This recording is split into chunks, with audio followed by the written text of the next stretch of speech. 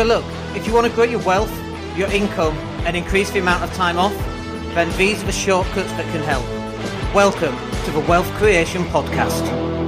And welcome to the Property Cash Flow Show. My name is Dan Latto. And in today's session, I want to talk about the Renters Reform Bill. But I'm not going to go into specifics about the Renters Reform Bill. There's quite a lot out there that tells you what's included, what's not included, and what they think the day-to-day impact is going to be. But I want to talk about the actual impact on landlords. As a landlord of 25 years, as the owner of a lettings agency that we saw back in 2011, where we managed hundreds of different properties for 10 years, hundreds of properties at any one point in time, I should add. So it's not just a couple of hundred properties, thousands of properties over the period of time that we've actually been a lettings agency. So we've got quite a lot of experience. And then obviously in the last 14 years as a landlord, since owning the lettings agency, but I've been in this game for 25 years and a landlord for 25 years. And it is very different today than it was just 10 years ago, just 15 years ago, just how long's the pandemic? Just 4 years ago. The pandemic, the difference between pre-pandemic and post-pandemic when it comes to talking about tenants is vastly different. The tenants that are out there right now are very different. They're a lot more fussy, which is fine to some extent, but entitled is probably a better word. And it's like, I just don't understand it. And I go onto Twitter and there's so much landlord hate, which I can kind of understand because, there's a lot of knobheads out there. Landlords, I'm talking about. A lot of not very nice landlords. I've heard some real horror stories from tenants talking about their previous landlord and so on. And usually our tenants will come stay with us for 5 or 10 years. And we've got some tenants that have been with us for a lot longer than that. So I think we're probably a decent landlord. At least we try to be. Repairs obviously need doing. If a call comes in, we action it almost immediately. And usually within a day or so, the repairs are fixed. So we're pretty good on that. But because the Renters Reform Bill's coming in, and people are saying, Renters Reform Bill, landlords are threatening to leave because of the Renters Reform Bill. And that's not true. That is absolutely not accurate at all. The reason why landlords are leaving is that the Renters Reform Bill is the cherry on top.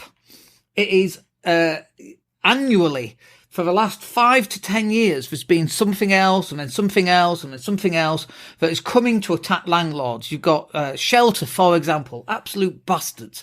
Absolute bastards. We had a tenant. The last time I was in court with Shelter was when they turned up to defend a tenant who was in full-time work, wasn't paying his rent and just didn't want to pay. Like, imagine that. And then imagine Shelter coming up to try and be on his side. Imagine that, right? And in my mind, that's who Shelter is these days. How many people have Shelter housed? None. It's just, and then how much does Polly Neat earn? I wonder why she's so keen on keeping her job when you work out how much she actually earns. Anyway, it isn't about them. Renters Reform Bill is kind of like the final nail in the coffin.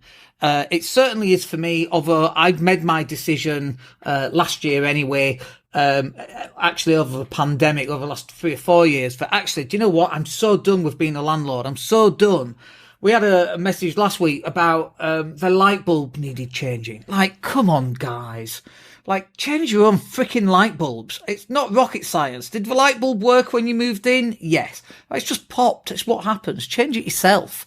Like, and I'm just at that stage where I'm fed up of having to tie shoelaces and wipe sniffly noses. It's ridiculous. Anyway, this is the impact that's happening out there right now.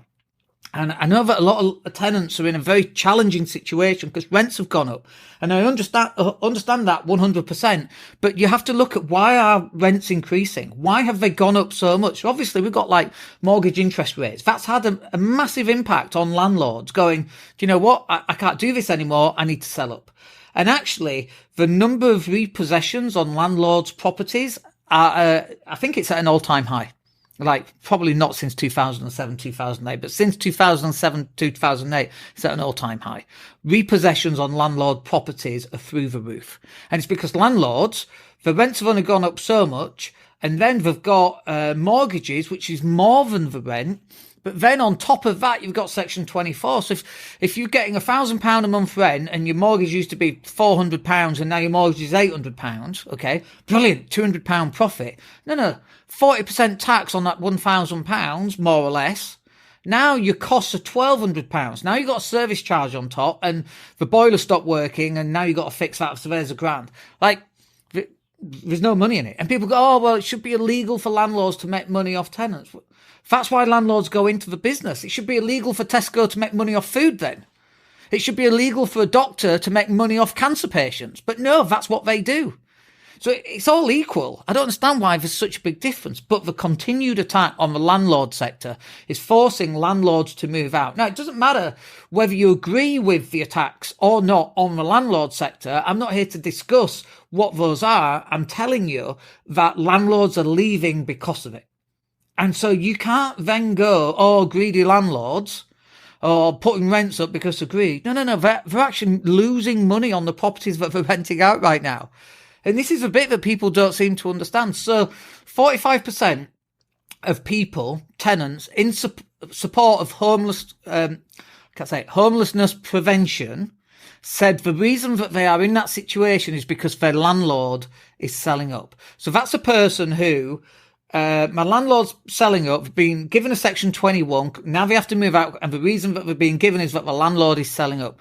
There's no properties on the marketplace that they can go rent, because as soon as you put a property out there, you get 50 to 75 different tenants all wanting to view that property. So you've got nowhere to go effectively. You've got the same 50 to 75 tenants all chasing the same properties. So you've got nowhere to go. And these people are potentially going to be homeless. And now they're struggling with finding a place to go. So if they go and seek support, 45% of those people have said the reason why they need help is because their landlord is selling up. Landlords are leaving. And I don't think people kind of understand this. That, like, we've been a landlord for 25 years. We're at the coalface. We can touch and feel what's going on as a landlord. Rightmove said that they need another 50,000 homes just to get to pre-pandemic levels. And I think since 2019, or it might be 2017, 150,000 landlords, not properties, have left the industry. So if the average landlord's got, say, 2 properties, that's 300,000 homes throughout the UK. Rightmove says they need another 50,000 just to get to pre-pandemic levels. Well, where are they going to come from? Landlords are selling up. Renters Reform Bill comes in, landlords are selling up. We sold 5 or 7 last year. We've got 4 going through right now that we're waiting to complete on. We've got another one on the market, and we've got one coming on the market, which is a house of 2 one-bed flats. That's coming on the market in the next couple of months. We are selling up. Landlords are leaving the industry. And the reason why we're leaving the industry is due to the way that landlords are treated. Council tax. Councils. Leeds City Council. Absolute bastards. They are awful. Absolutely awful people. They're awful to deal with. They're just absolute twats. We won't rent to a person who works at Leeds City Council because of the way that they treat landlords is disgusting. And I'm just one landlord. All right, we might have more properties than the average person. But I'm in a group, and there's 450 people in this group, and the minimum number of properties that people have in this group is 30. So somebody do the maths, 450 people times a minimum of 30 properties, and they are all looking to leave. Landlords are leaving the sector. And so what happens when landlords leave? And people go, oh, does the house fall down then and it's no longer available? No, of course that's not what happens. What happens is maybe a first-time buyer gets it. Let's say that. Brilliant. Great for the first-time buyer. What about all the tenants who haven't magically got a deposit down the back of a sofa? What are they going to do? Well, there's less properties.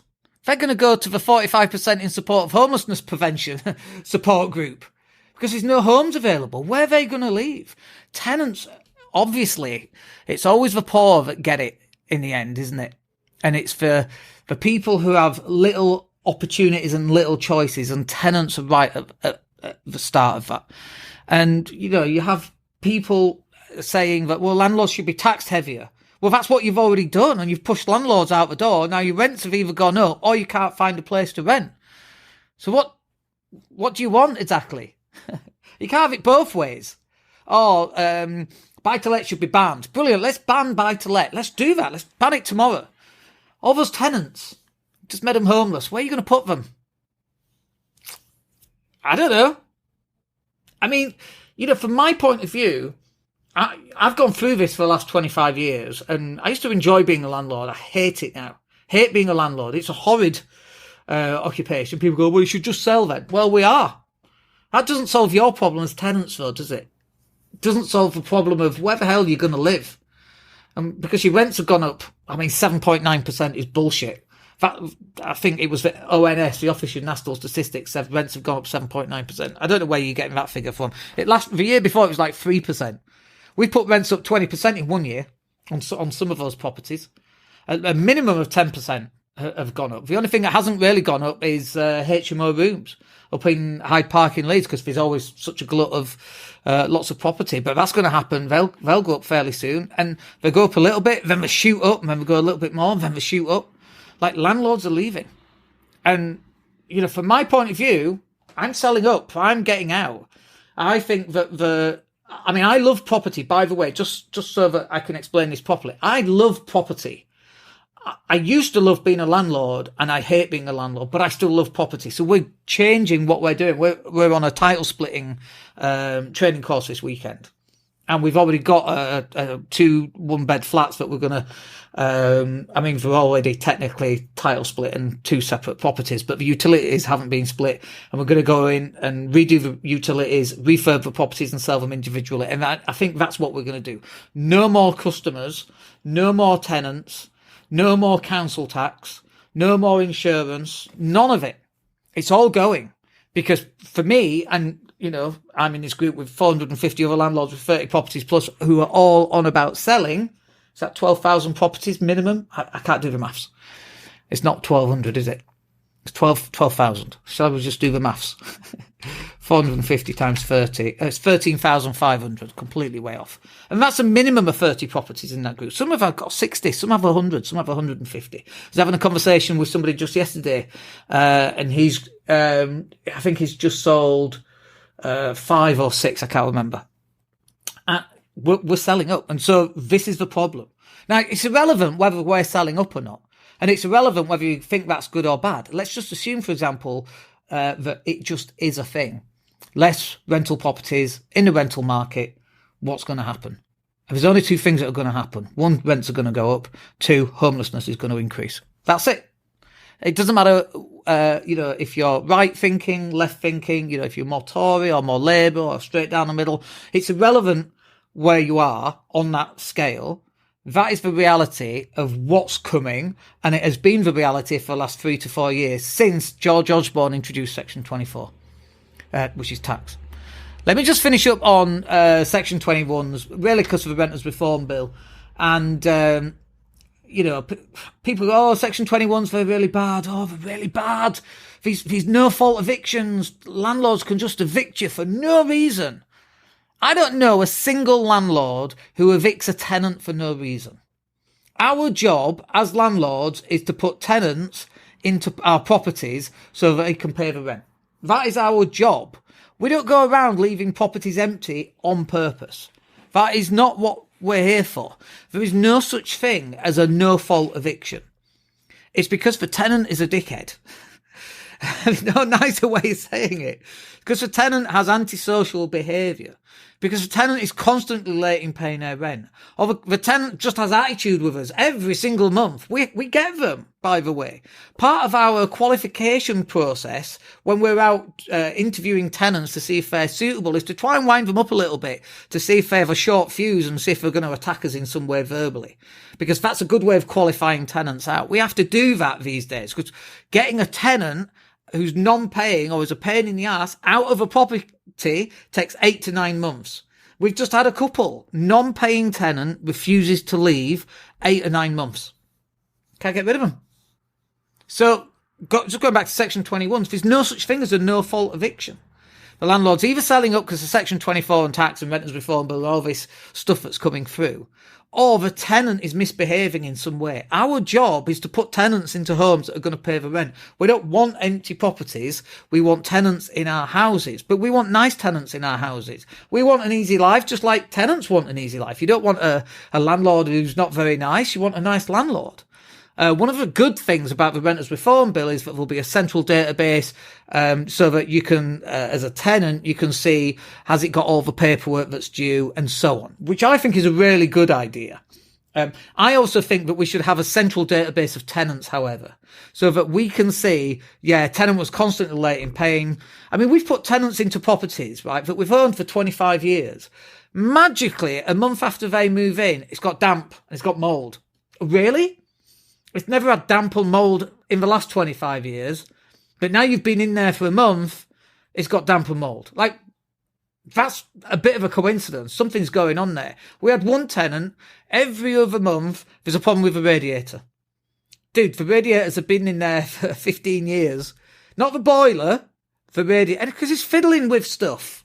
We don't want tenants who fiddle with stuff. And also, conversely, when there's a leak in the apartment, we just had this, there's a leak in the apartment and it's gone into downstairs, right?